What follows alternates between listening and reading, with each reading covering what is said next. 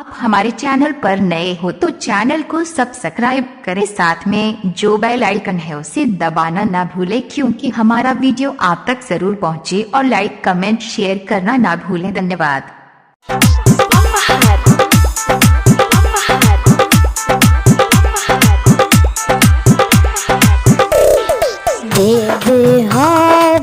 कर पजान देशवा हमार महान हवे।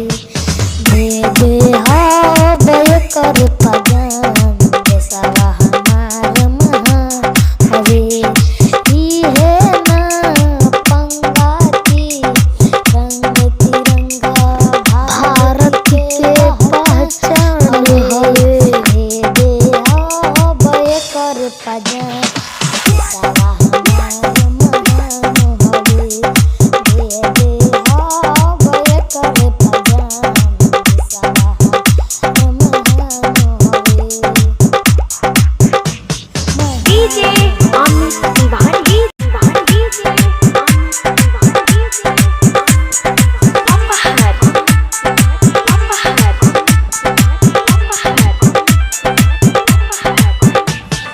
केतना वीर शहीद हो गईले, सीना तान के लड़ले के आतंकवादी घर में घुसी के मरले।